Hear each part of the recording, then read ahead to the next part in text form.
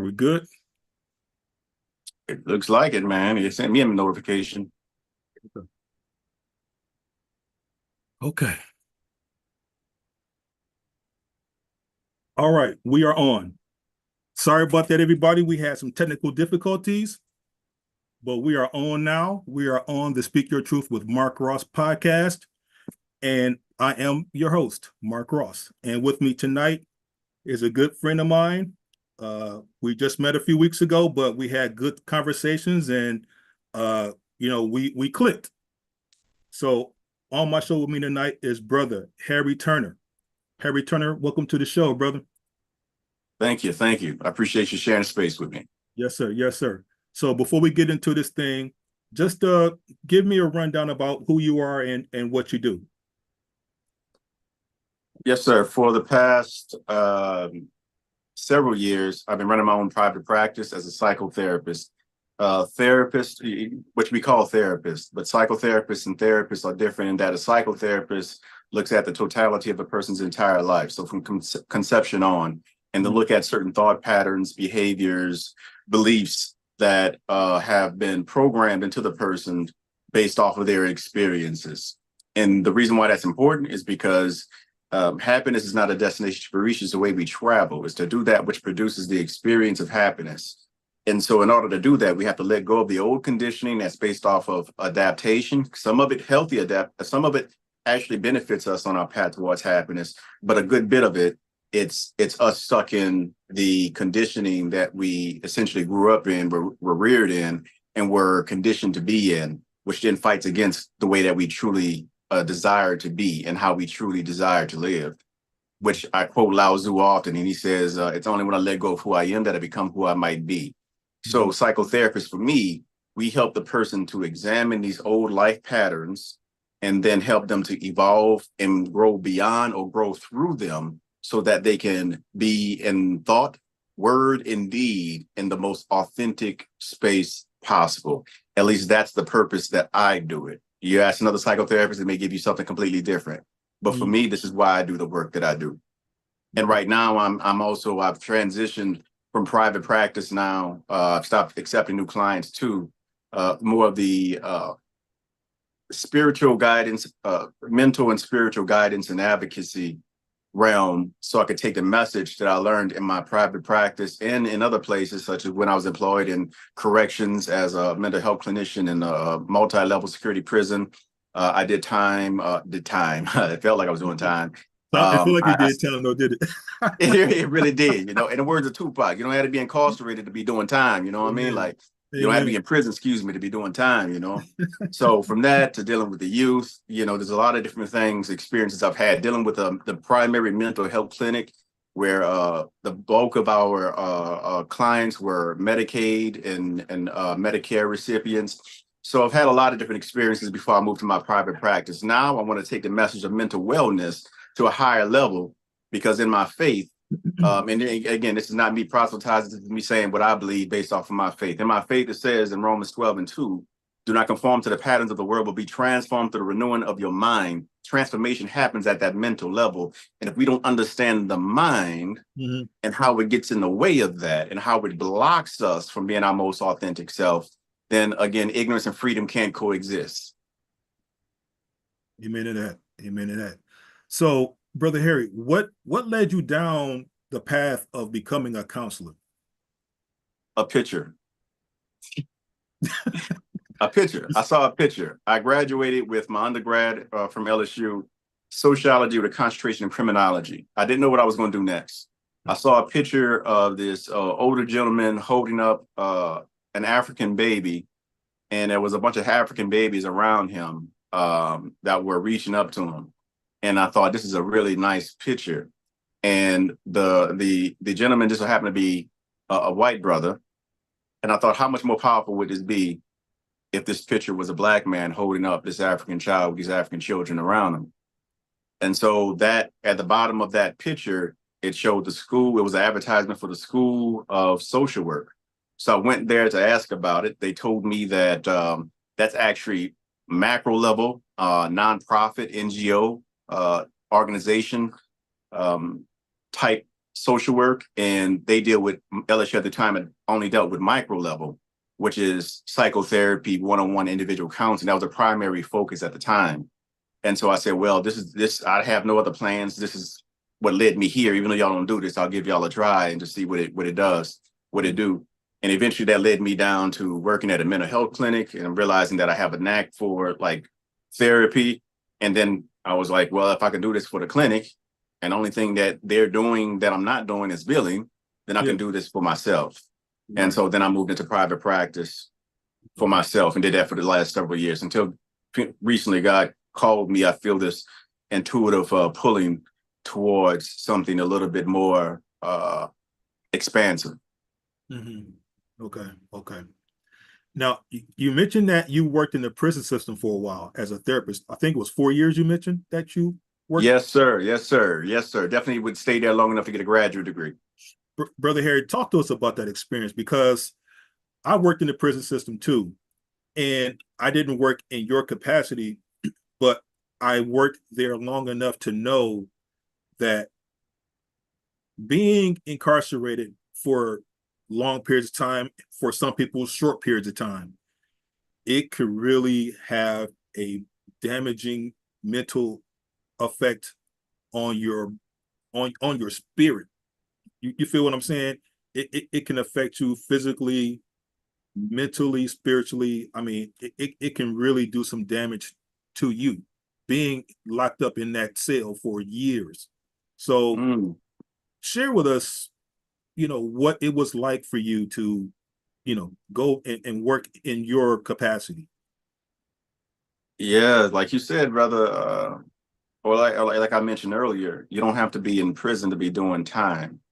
And it was extremely rewarding while I was there. And at the same time, it was an extremely heavy place.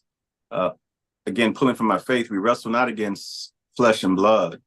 And so when we're talking about a place where you put collective trauma at, individuals that have been traumatized again and again and again, and traumatized others as a result of them being traumatized. And every now and again, you get a rare one where it's mainly moral depravity, seemingly without any adaptation to whatever they experience. We talk about serial killers, we talking about serial rapists, and so on and so forth. So every now and again, you run into those in prison.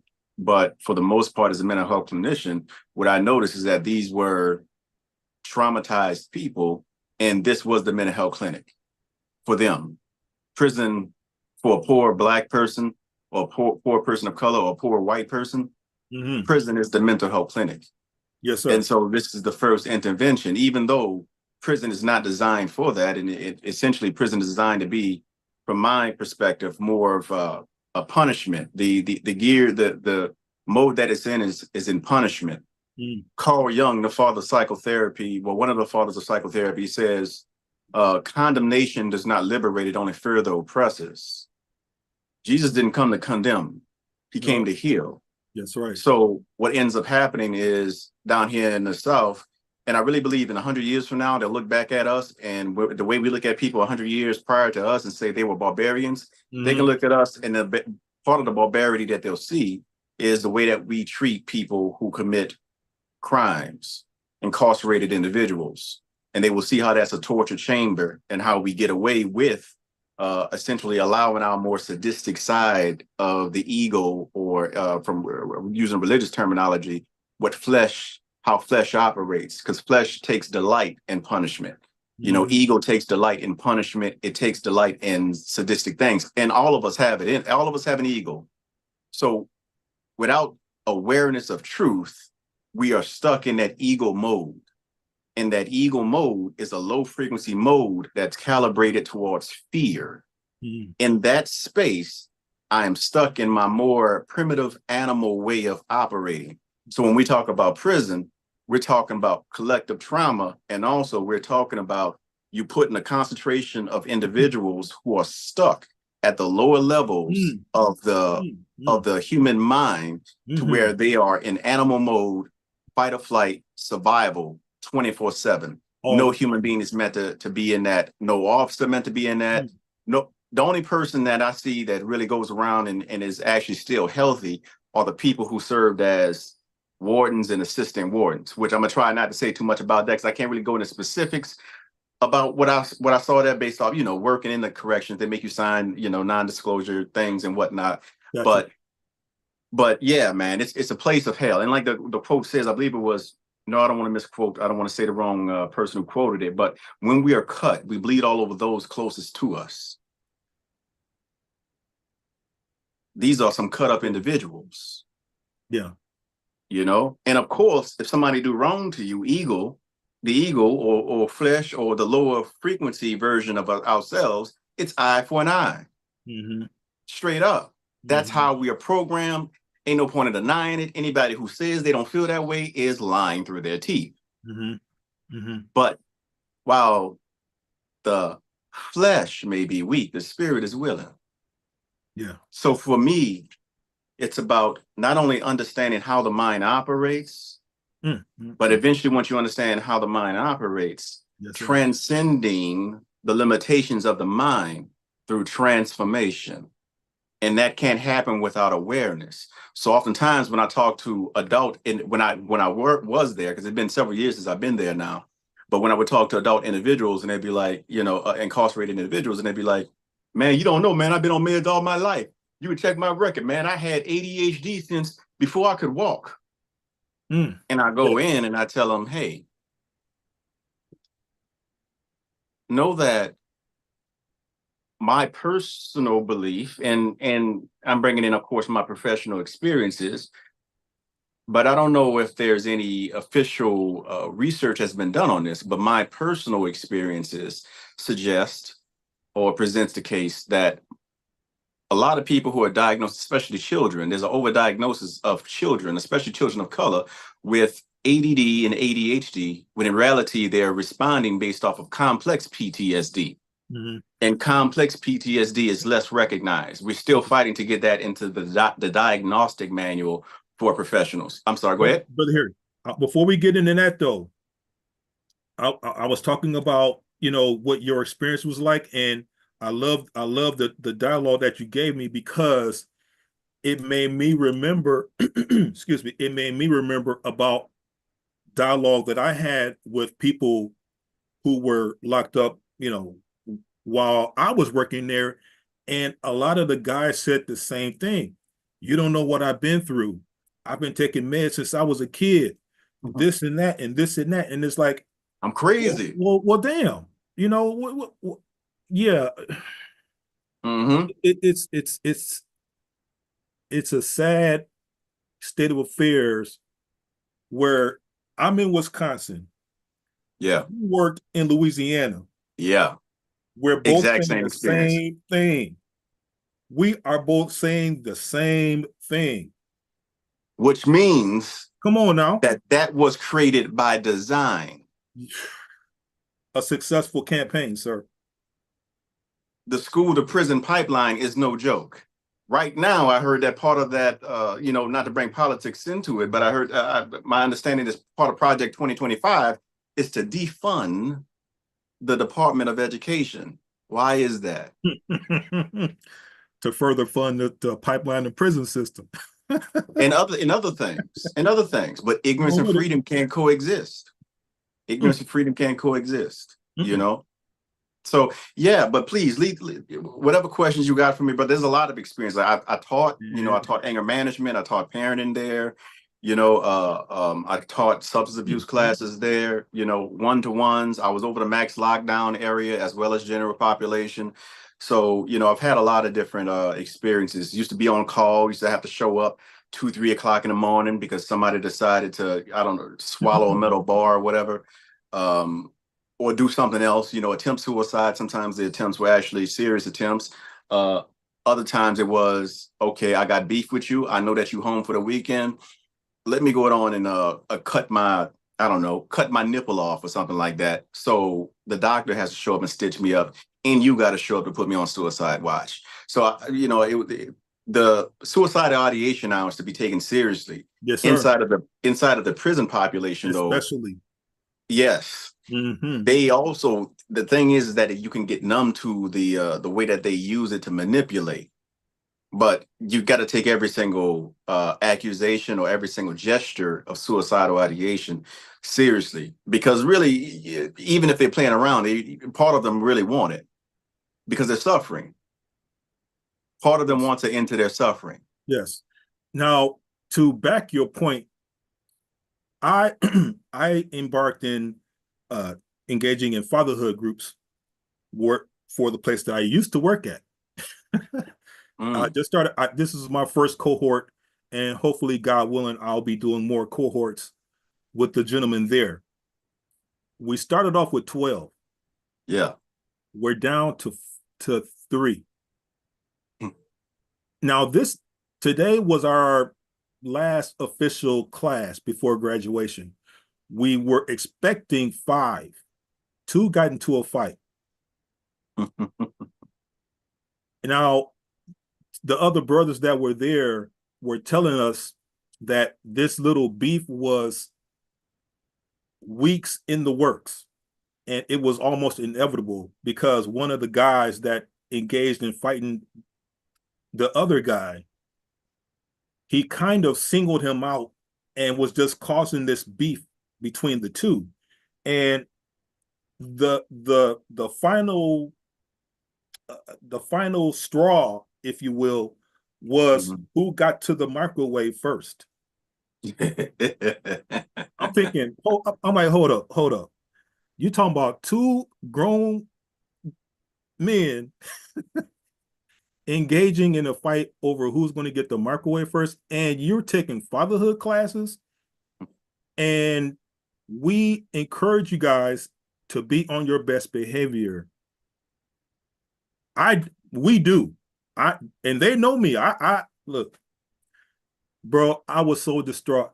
Me and my partner, we really didn't know what it took us aback so hard that we had to like just talk to the guys for the group today, because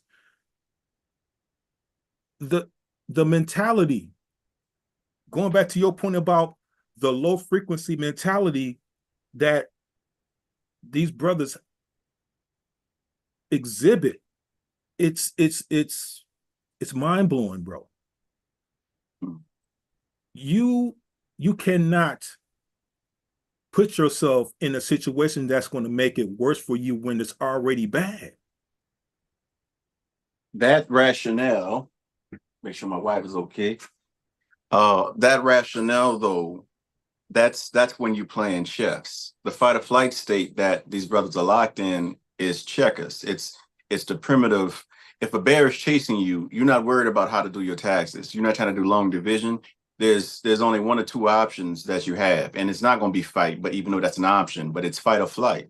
Mm, And so when you get these individuals in a chronic fight or flight state, you become more impulsive.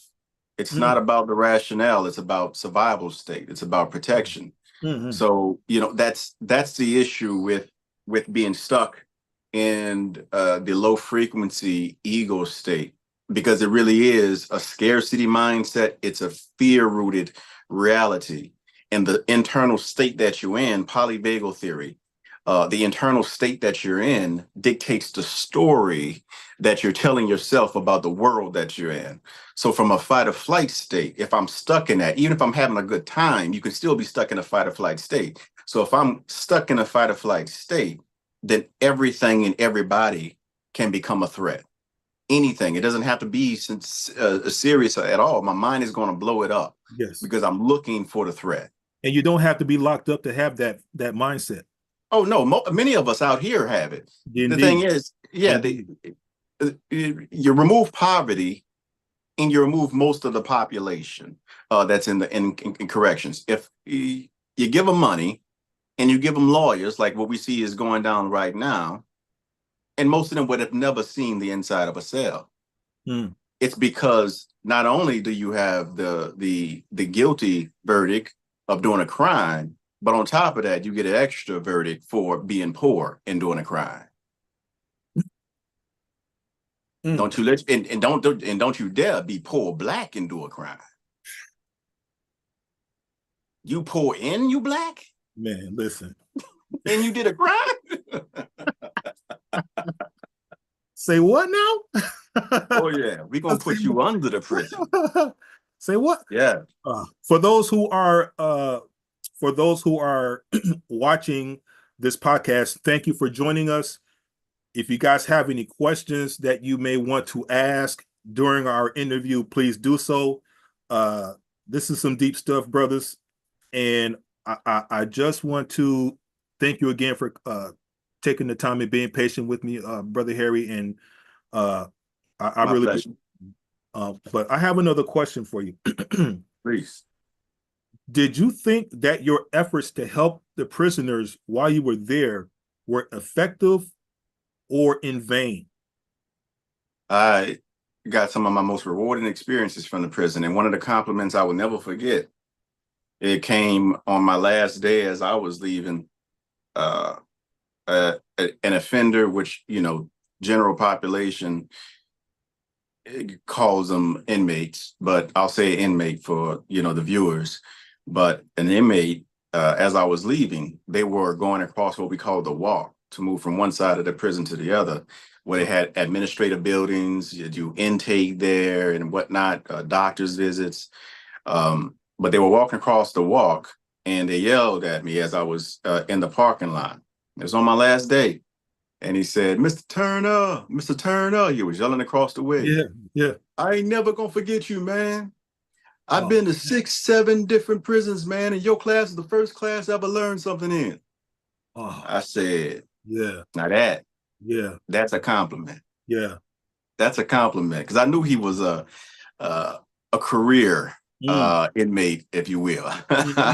Hmm. We're bouncing from this. So he spent some time, I mean, like some people use their high flyer mileage and visit different hotels and they can tell you about the hotels. He could tell you about different prisons, So for him to say that, he actually learned, and then to take the time to yell that across the yard as I was leaving. Yeah, Yeah, it was very rewarding, you yeah, know.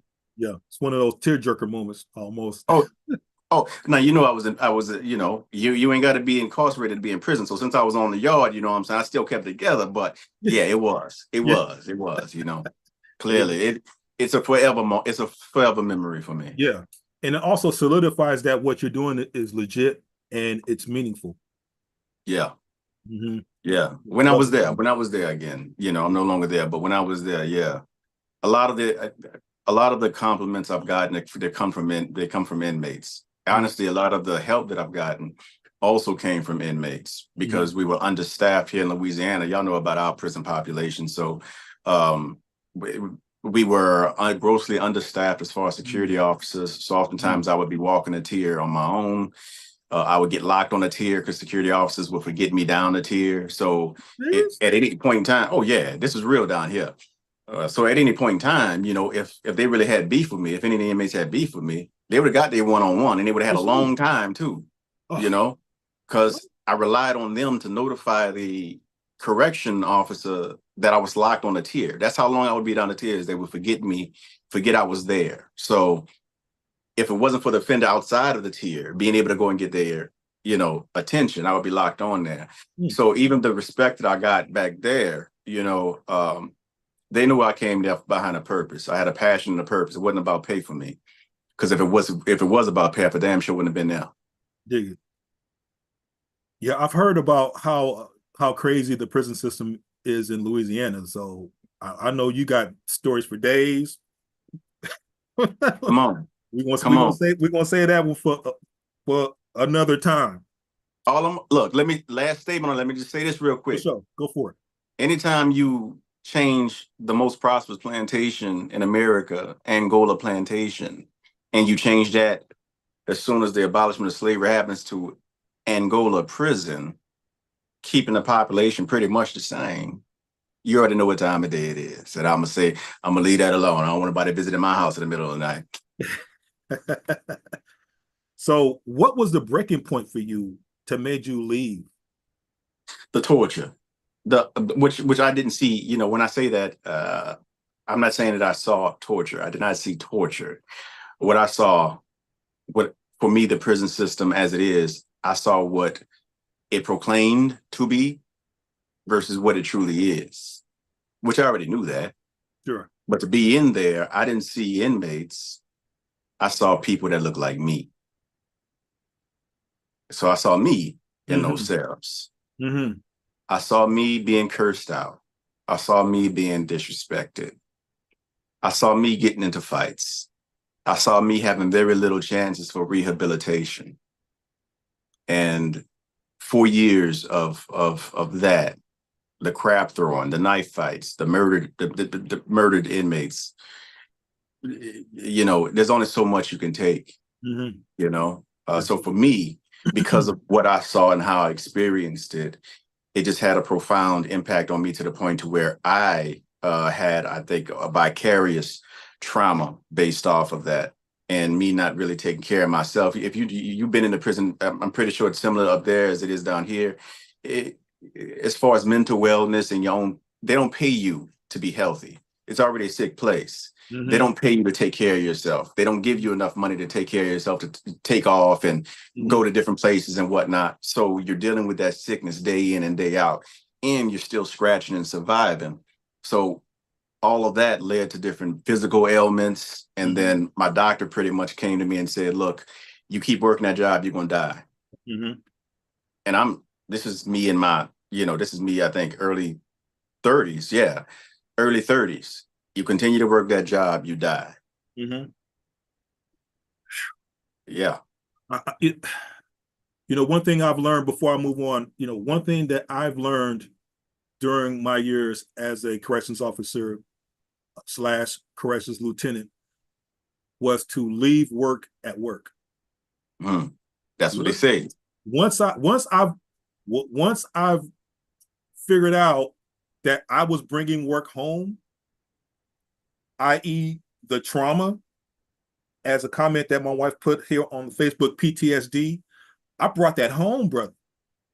I brought that to my home environment. So it was like I never left. I was physically at home, but up here and in here, I'm back there. You dig what I'm saying? Yes, Much like 1000%.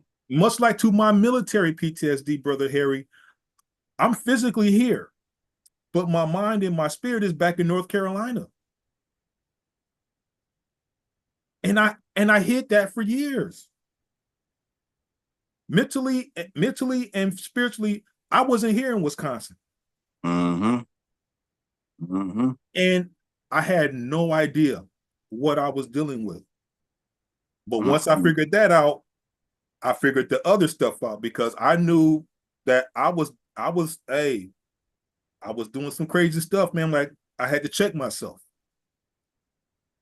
My wife, she's the reason why I started to go to the doctor, my medical doctor, because my wife, she would joke and be sarcastic and be like, you're being an a-hole, cut it out, and I, cut it out.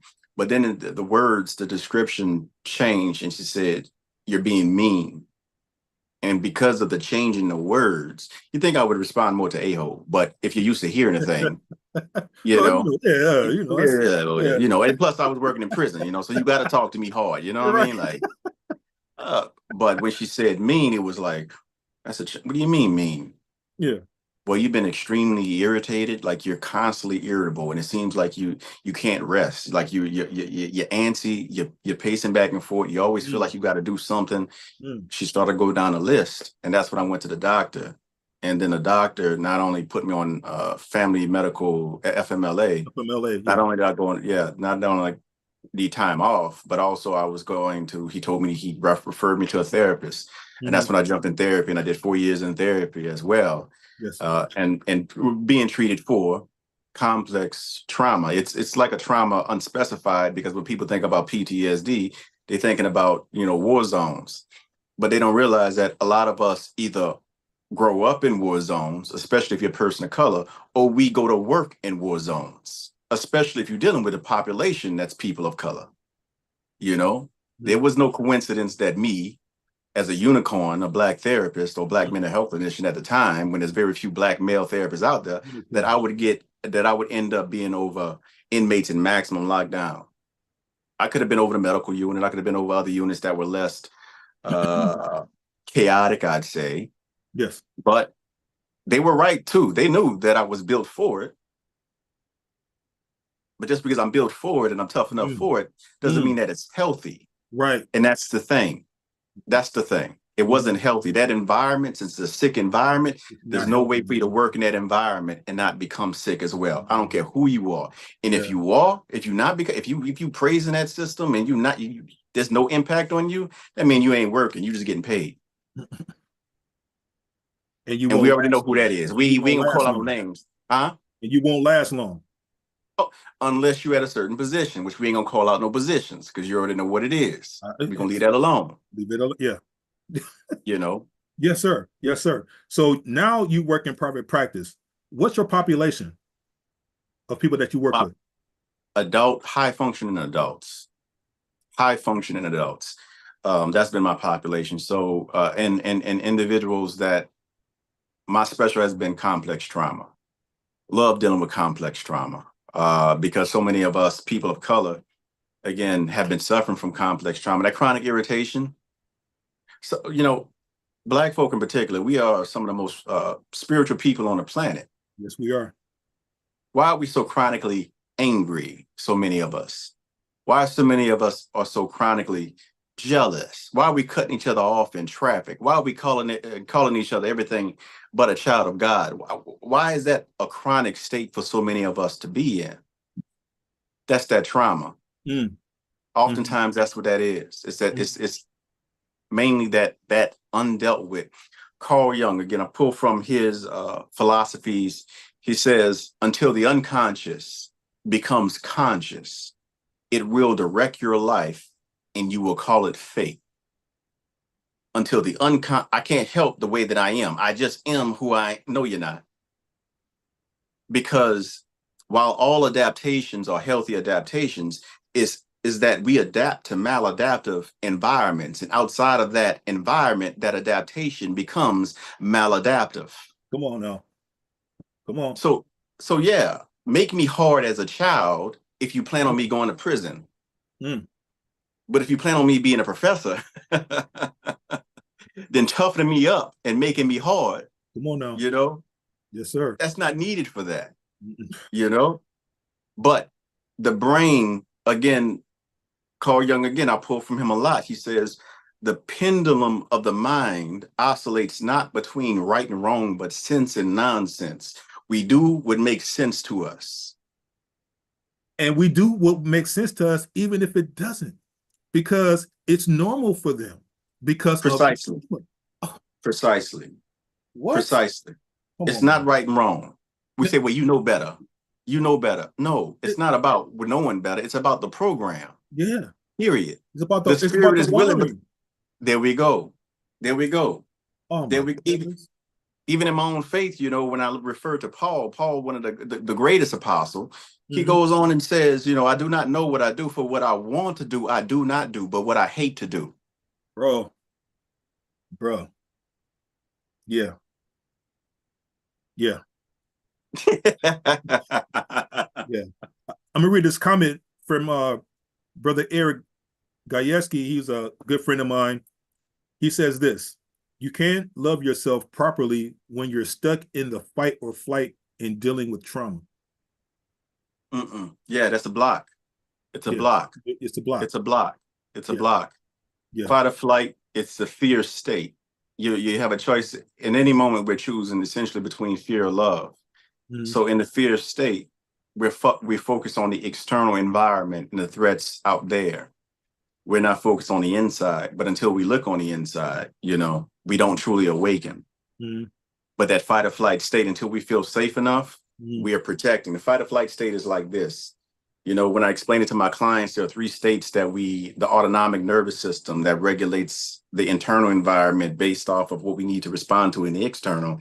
There's the fight or flight state, which is the story of protection. Then there's the story of connection, which is the regulated state. And then underneath that, when we feel overwhelmed, there is the collapse state, the dorsal vagal collapse or freeze.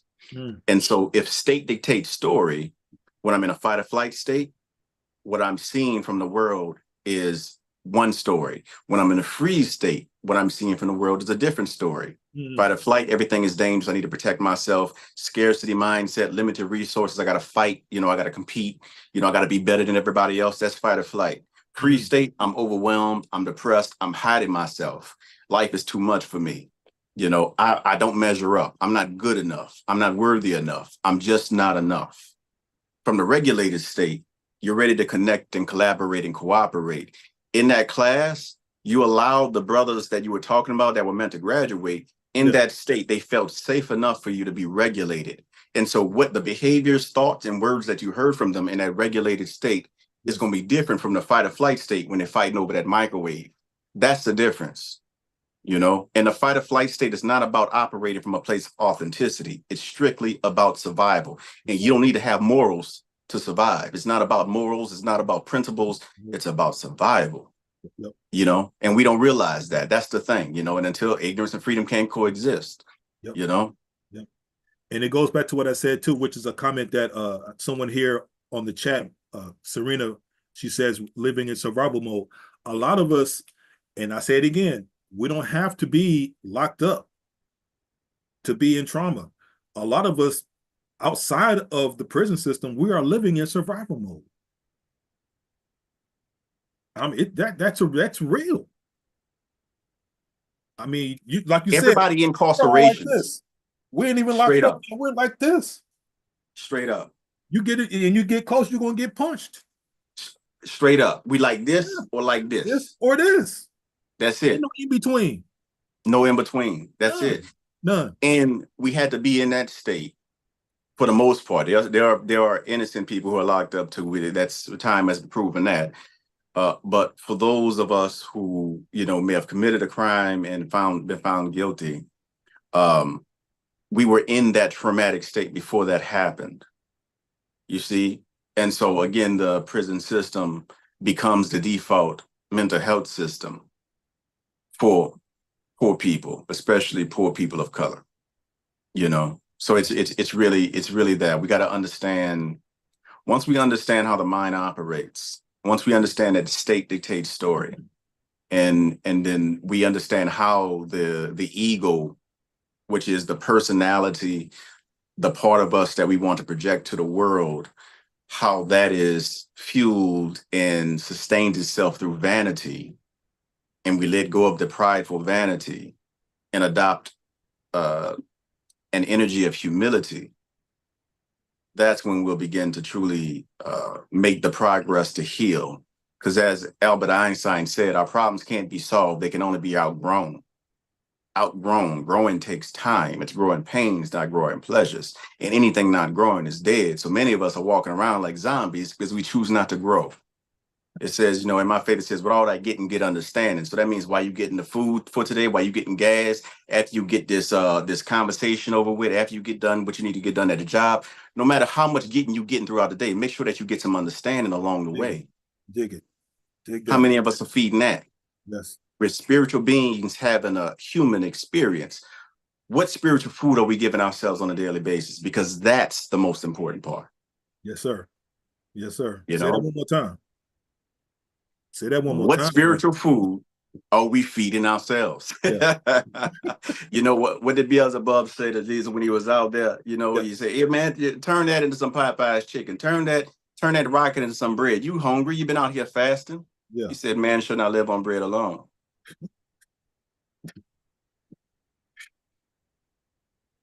Hmm.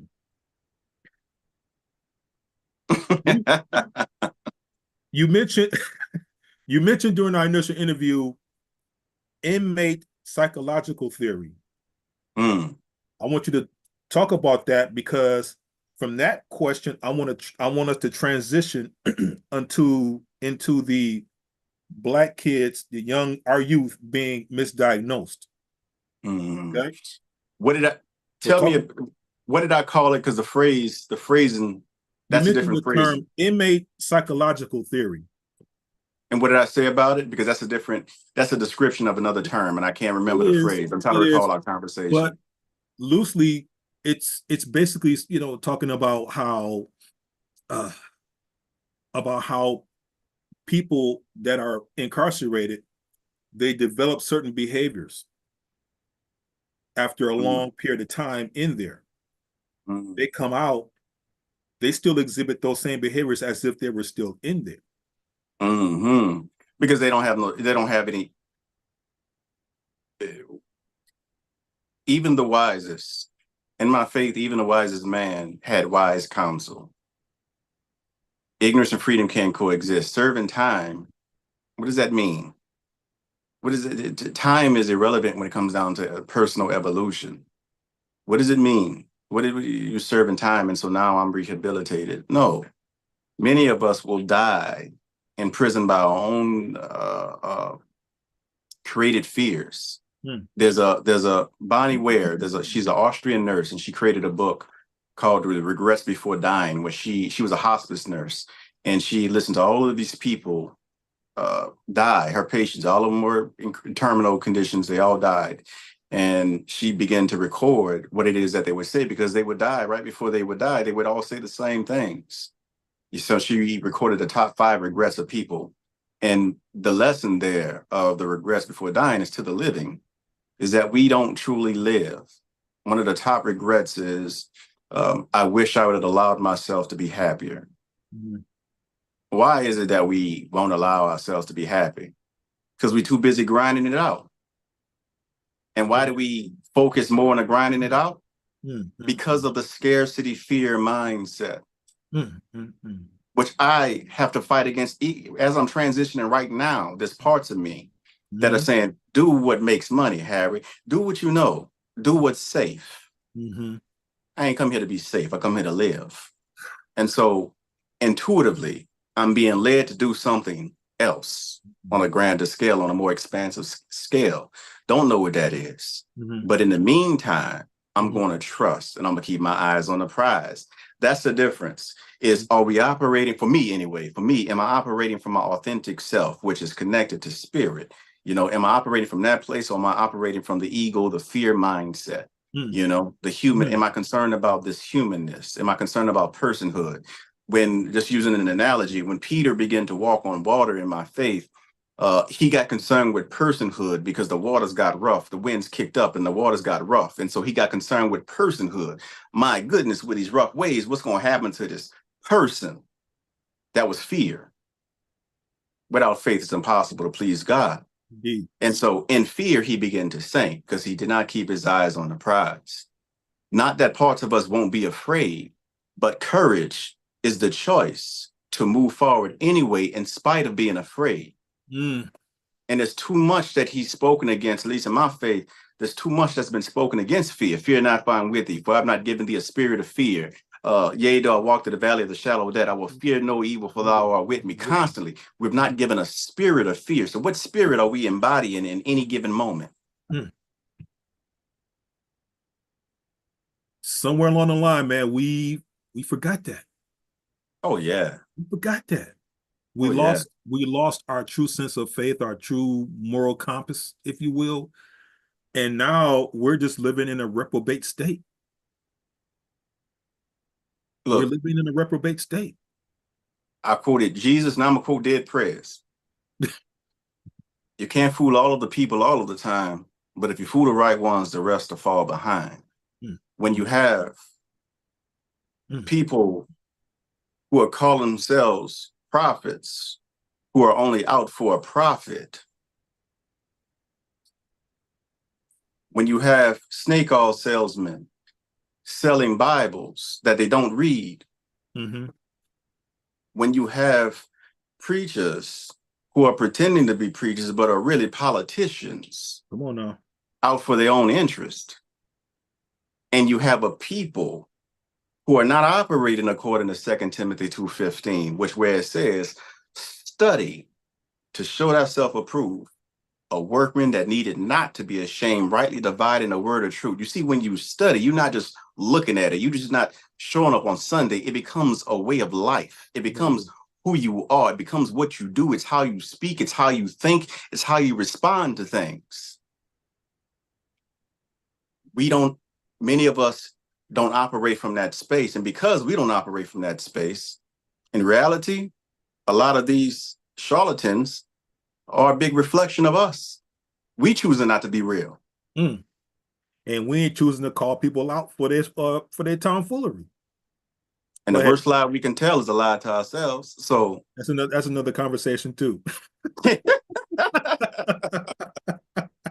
look, I'm only speaking the truth. That I could be completely off kilter. I could be completely wrong with everything I'm saying. You know, I could be completely out of alignment with the things that I'm saying. I can only tell you the truth as I see it in this space right now. And this Indeed. is what I'm seeing. The only way that you could bring down a great kingdom is through the inside. Indeed. Indeed. Ladies and gentlemen, we're having a very deep and good conversation. If you guys have any questions, comments, please share. If you're not a part of the podcast, please go on YouTube and subscribe, share, and share some more. All right. We're going to continue on with this good conversation with my friend, Harry Turner. So now we're going to talk about your favorite part of this conversation. Come on. You spoke about Black kids being misdiagnosed with ADHD instead of being diagnosed with PTSD. Yes. And so the Talk APA, since we're using initials here, so the APA don't come after this Black man. I'm going to say it appears, since I have not done a quantitative study or qualitative study, my own research, you know, to state this definitively, I'll state it appears, based off of my experiences, that there's a gross overdiagnosis of children of color, specifically with ADD and ADHD, when in reality, they're experiencing complex PTSD. And a lot of that complex PTSD mimics PTSD. It's not an official diagnosis, but basically complex trauma means that I'm experiencing this trauma and it doesn't stop with this one time. I might grow up in the trauma. And so it happens repeatedly. To the point to where the trauma is now normalized. That's why a lot of us don't understand how much what the impact trauma has been, because it's like, how does a fish know that it's in water? We don't have anything to contrast to. So for a lot of us, it's just life. This is what it is. But that whole saying, life is a B and then you die, that reflects trauma. That reflects the fight or flight state. That whole saying comes from that state. So it makes sense to say it. And if you gravitate towards it, you're gravitating towards it because of your internal state matching that internal state where that came from. But that's not true. It's going to become your reality. Perception is a projection of our internal state. And that's why perception is reality. We don't see things as they are, but as we are. We mentioned trauma several times during our discussion. And trauma, ladies and gentlemen, trauma doesn't necessarily mean physical. No. Trauma can be environmental. Trauma could be financial. Trauma could be verbal. Like Harry said, it is a repetitive barrage of stuff that a person has to withstand and go over and over and over again. The complex trauma is when you deal not just with the thing, that one thing repeatedly, but you're dealing with many things repeatedly at the same time. Right. Correct. That's what a lot of our youth are going through right now. They're going through many different stages and areas of lack and trauma at the same time. Let me help your viewers out right now. For sure. If they Google adverse childhood experience questionnaire. Come on in, babe. Close the door. I want to make sure y'all hear this. Adverse childhood experience questionnaire. If you Google that, that is a 10-question survey. That survey I give all of my clients, because that tells me within 10 minutes, I can tell pretty much the client about themselves without knowing their life story, just based off of that questionnaire. And if you score a 4 or higher, first, nothing is wrong with you. It's not about what's wrong with you. It's what happened to me. If you score a 4 or higher of that 10-point questionnaire, 4 or higher, I would encourage you to talk to a professional ASAP. Because again, until the unconscious becomes conscious, it will direct your life and you'll call it fate. So you may say nothing is wrong with me, because that's what most of us say, especially as Black folk. Ain't nothing wrong with me. I ain't crazy. What am I talking to a therapist for? You know, I go to church, you know, but Why are you so angry?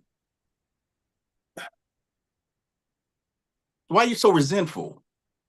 You know? And see, I don't like it when people use church as a false crutch to legitimize their emotions.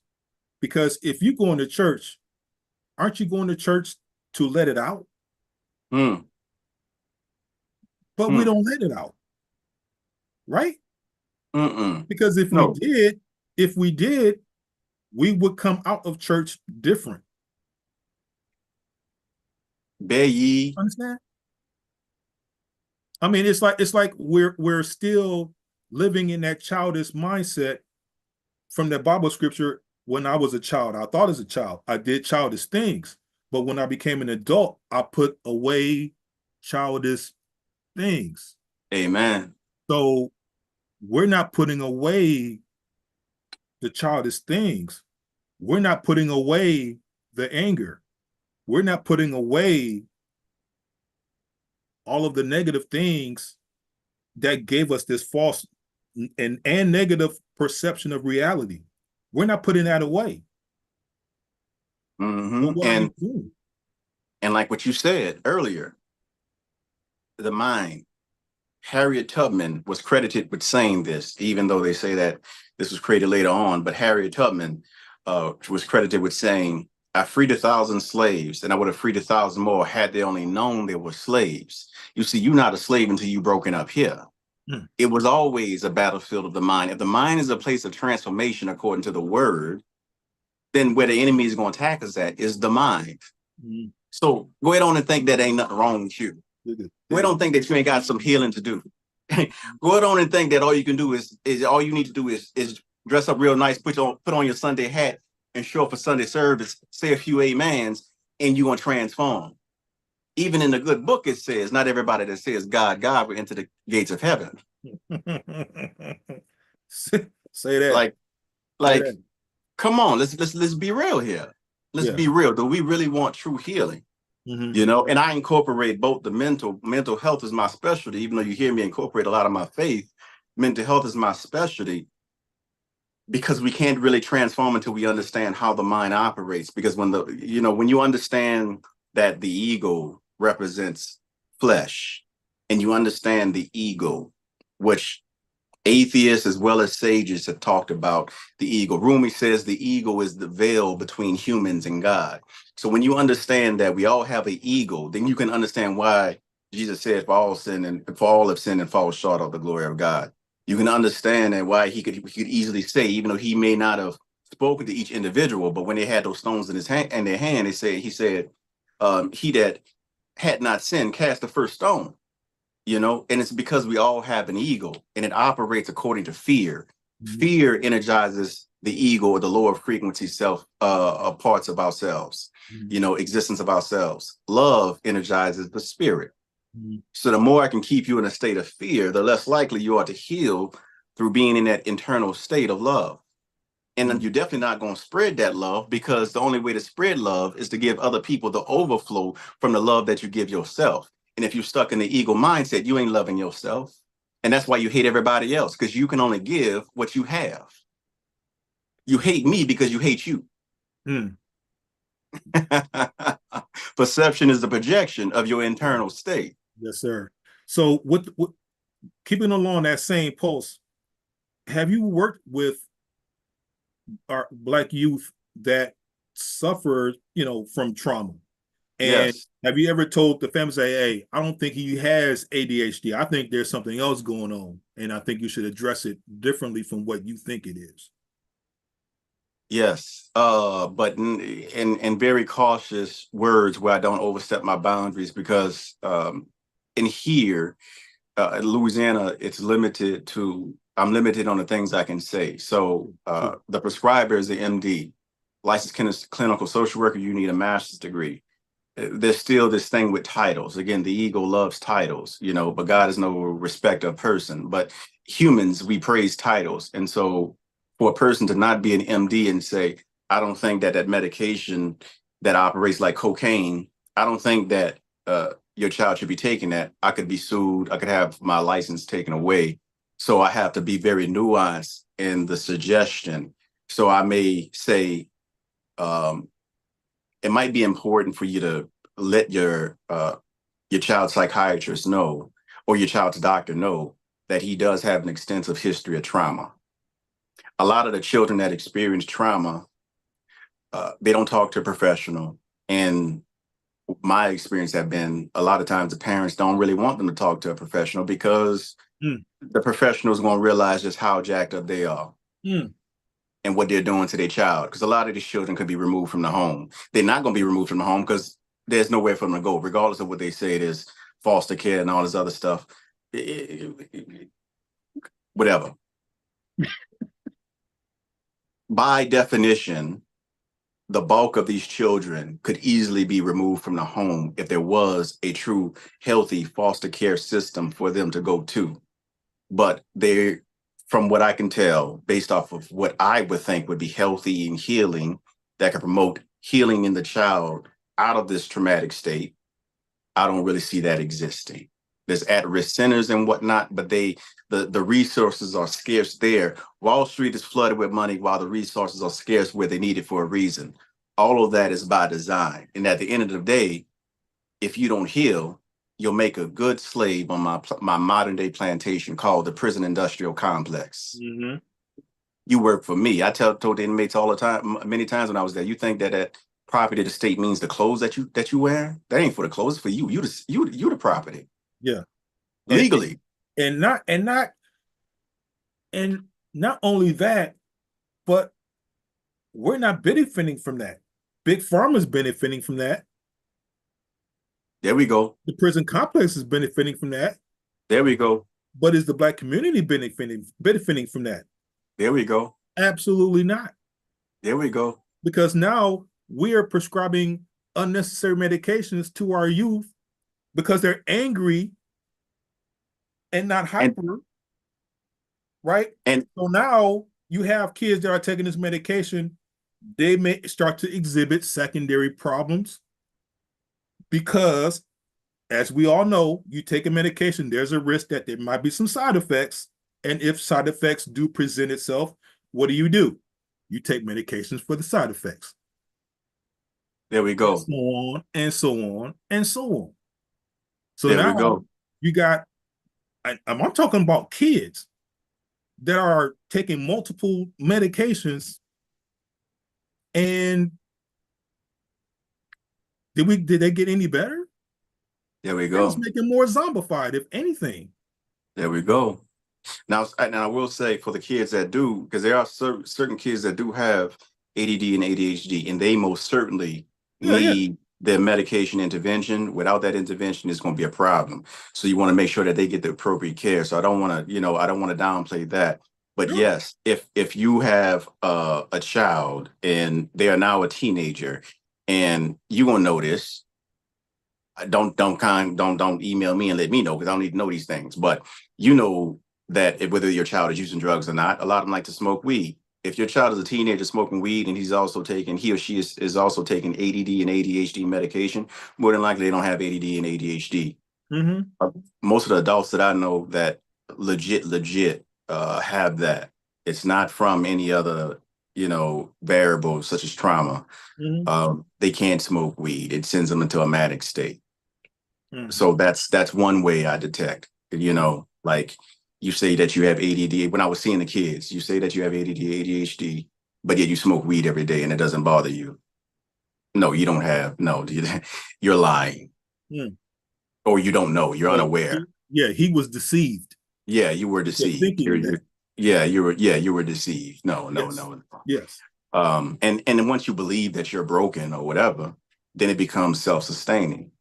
Like if I make money, like not that these two, because therapy, it costs money to see a therapist, Mm-hmm. Mm-hmm. But if I'm selling a product, a physical product, and I'm making money off of you being ill, then it would seem that being healthy would be contrary to my bottom line. So why would I really have an interest in you believing that you are healthy or could be healed? even if you were? You think that would tell you that you were? Especially if you have a parent that's not protecting you and the parent is looking for a secondary benefit from you being diagnosed with it, Mm, mm, you know? So when you got the mm. parent co-signing, that's it. It's murder. Murder she That's wrote. it. It's a, That's it. Yeah. you just You just stamped it. You yeah. just stamped it. And the big prison industry as well. Mm, They're okay with it because they know that you rubber stamping this is also going to lead more than likely to them getting paid more. hmm. We got a cell waiting for You know, there's just so many thoughts that's going through my big old head right now. them. Oh my goodness. You know, this this this thing is deep, Brother Harry, in the fact that all of this starts with the stroke. Do you feel what I'm saying? All you need is this, and That's your it. life can change forever. That's it.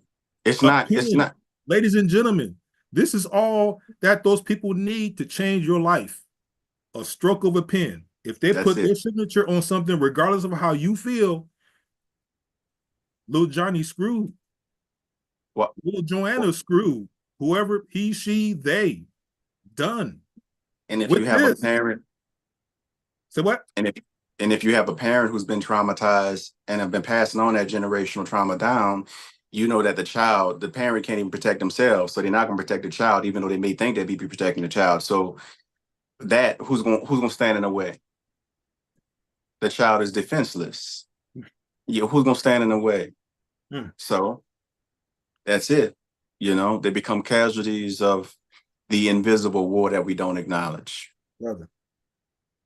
What advice could you give to people to warn them against uh protecting their kids from shiesty physicians, uh no good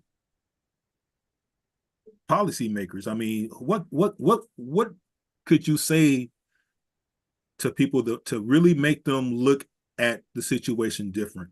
Because I really think that a lot of our people, they're not just ill-informed, they're not informed. Nor do people want to even care about knowing what the hell is going on. They're too stuck. They're too stuck. They're stuck. They're still in this and this. They're not thinking with this. They're thinking with this, with the heart. They're not thinking with the brain. They're with this and this. All they want to do is be left alone. Mhm. What could we say to these people that could wake them up? I mean, I know this is a very introspective question, but like I Yes. said, I have a lot of, and I don't have a lot of time, but like I said, man, this is a messy situation. So that may be a question better posed to someone else. And I will say, my favorite author, he speaks on pain. And he says, pain is the breaking of the shell that encloses our understanding. It's the bitter potion of which the doctor within heals the sick self. Pain motivates us to get knowledge. My people perish because of lack of knowledge. Knowledge. Ignorance and freedom can't coexist. Mm. And so when you get a people who not only lack knowledge, maybe miseducated, disinformed, undereducated, and don't desire to be informed because they don't deem it to be important, then essentially they're going against the program. And I can only help you. Oh, sorry about that. The motorcycle passing by. I can only help you if you allow me to help you through helping yourself. Mm. You got to have a desire to actually want a better life. And by better, I mean a more aligned life. Let me be clear. I Mm. don't mean a good life because that's subjective. There's a lot of rich people who thought that they were living a good life, and they realized that despite all the money in the world, they can't buy happiness. And at the end of the day, the suicide rates have been highest for among the affluent for a reason. You know, it's been historically white affluent males who've had the highest suicide rates historically. So what does that tell you? There are a lot of us think that if we just had money, that that we would have happiness. No, we won't. It'd be easier not to be in a survival state, but understand that existing is not the same thing as living. So your question is, what do I tell those that are just merely existing and don't seem to want to live? There's nothing I can tell them other than you're going to continue to suffer and go through the same things, same reenactments, dealing with the same people again and again and again until you get some understanding, until you truly get some self-knowledge, until you see yourself from with clarity, you know, and you understand these patterns. Somebody has to break the cycle. Understand that your mama and your daddy and your grandma and your grandpa and your great grandpa and your great grandma all been through the same stuff. They all suffer the same things. And no, you may not be as bad as your parent or whatever, quote unquote, but just because you're not as bad as your mama, you don't whip your children as bad as your parents, doesn't mean that you're still good. Being not as bad doesn't mean that you're good. That doesn't equate to good. Either you're healthy, remove the words bad and good altogether, and change those into healthy and unhealthy, and begin to ask yourself, what is the healthy way? If you're a parent, what is the healthy way of parenting? And like I told many mothers before in my therapy sessions, if you want to be the best mother or father to your child, find out what it means to be the best mother or father for yourself and to yourself. If you figure that out, you'll never have to worry about being the best mother or father to your children. But because we choose not to love ourselves and think that we can love our children the way they need to be loved without first loving ourselves, we shortchange ourselves and we shortchange them. And so then the patterns continue. And we have to learn to give ourselves some grace. Oh, most certainly. Most certainly. Let me say this, because there's, you know, the truth can be a tough pill to swallow, but all of us fall short.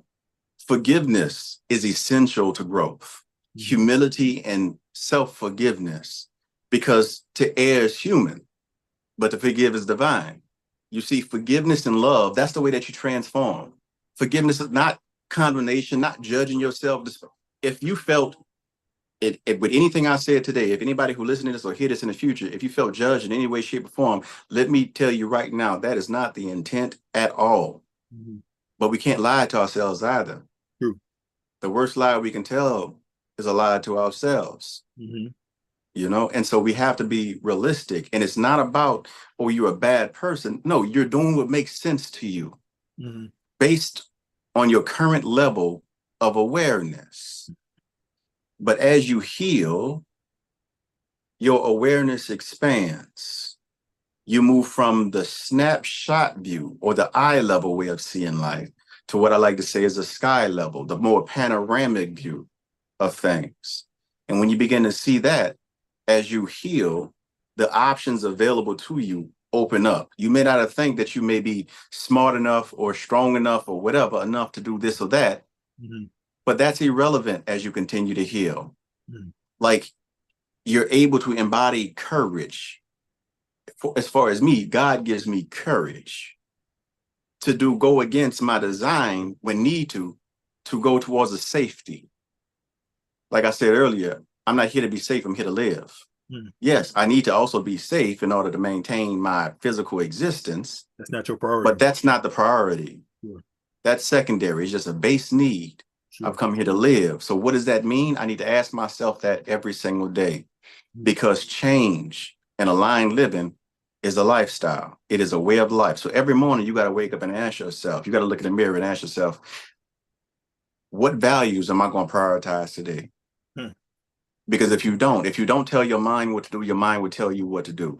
And then the priorities that you take on is going to be everybody else's priorities, because you didn't decide on what priorities meant the most to you. Other people will make that decision for you. And you may not like who makes that decision. Yeah. But Brother Harry, how can you be reached? Oh,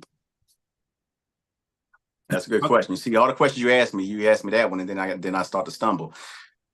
You can reach me at my website. My podcast, I just released my first episode. My second episode of the fourth season is coming out tomorrow. So every Thursday What's for the the name of your next several podcast? months. Is That So? So is spelled with two O's. Is That So? And my pseudonym, you're probably more likely to find me if you Google on whatever podcast platform you're on, The Nocturnal Therapist. Harry Turner, The Nocturnal Therapist, and you'll see all the different podcast platforms I'm on. But yeah, check out the website. Stay tuned if you check out my website, because I will be, if you're into self-help books, growth books, mental health books, you may really be interested in joining the book club, because the added advantage is that I'm gonna be reviewing these books. And I'm I'm a therapist reviewing these books, and you have the support. Just that by itself, just having the support, because we're meant to be in community. That's another thing. That's healing for us, to be together in community. So if you really enjoy reading self-help books and whatnot, you're a self-help junkie, you want to be a part of this book club. So definitely join the book club. And again, it's not launched yet, but August 1st, it'll be ready to start going forward. So becomingoutlier.com. You can catch me on there, my podcast. I'm also on TikTok. You can check me on TikTok. I do some things on Instagram too, but I'm mainly more busy on TikTok. So you can check me out there too. My man. Hey, well, if I could, man, I'd like to be a part of your podcast, man. You know, we can do another part two Most to this. You know what I'm saying? most certainly, man. Yo, let me know. Let me know the topic, man. Let me know what you want to talk about, and we can chop it up, man. We can do that. Yeah. It's about deep conversations and authentic living. Like, my mission is to assist others in developing the audacity to live unapologetically authentic.